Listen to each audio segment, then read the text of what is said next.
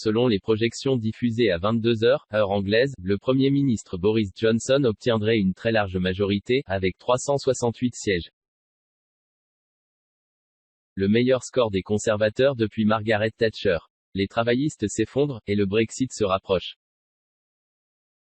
C'est une véritable consécration pour Boris Johnson. Le chef du Parti conservateur est en passe, avec 368 sièges, d'obtenir une solide majorité au Parlement, la plus solide victoire depuis celle de Margaret Thatcher, en 1987. C'est une véritable revanche pour le pitre de la politique britannique. Avec plus de 40 sièges de sécurité, il semble, si le résultat est définitivement confirmé ce matin, en mesure de tenir son parti et d'honorer sa promesse de faire sortir le Royaume-Uni de l'Union européenne le 31 janvier prochain. Bérésina pour la gauche radicale de Corbyn pour les travaillistes, emmené par Jeremy Corbyn sur une ligne d'ultra-gauche, c'est une défaite cinglante. Avec 191 sièges dans les projections, c'est plus de 70 sièges en moins qu'en 2017. C'est surtout la 4e fois consécutive que le Labour perd. La grande majorité des observateurs estimaient dès jeudi soir sur la BBC qu'un réflexe anti-Corbyn dans l'électorat modéré a favorisé la victoire de Boris Johnson. Quant aux partis centristes et pro-européens, les libéraux-démocrates, ils n'obtiennent que 13 sièges. Ce qui confirme que leur affirmation aux européennes était liée au type de scrutin. Cela confirme aussi que la polarisation de la politique britannique, entre le nationalisme anglais de Johnson et le néocollectivisme de Corbyn, accouche d'un Parlement où le centre est très affaibli.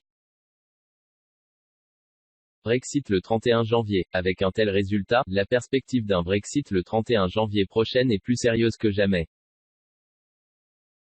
Il faudra pour cela un vote du nouveau Parlement. Avec une majorité confortable, Boris Johnson semble en mesure de l'obtenir et de souder son parti. Du moins dans un premier temps, car le plus dur est probablement à venir. L'accord de divorce n'est que la première mi-temps du Brexit. Il reste, une fois la sortie entérinée, à négocier la future relation du Royaume-Uni avec l'Union européenne. Boris Johnson a affirmé vouloir aller très vite et tout boucler d'ici décembre 2020. Une hypothèse jugée irréaliste par tous les connaisseurs des négociations commerciales.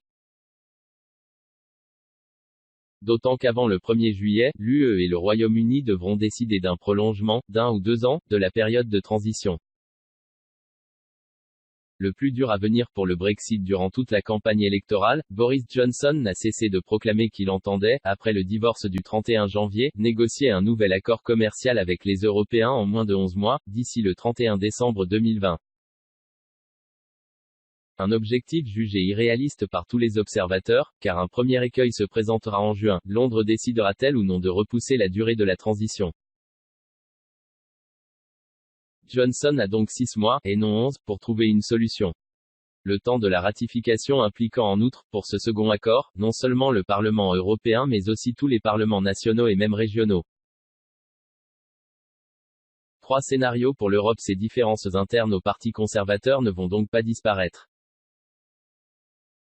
Notamment sur la vision économique de la future relation avec le bloc européen. Selon Georgina Wright, de l'Institute of Government, un think tank indépendant au cœur de Londres, l'Union européenne voit 3 options.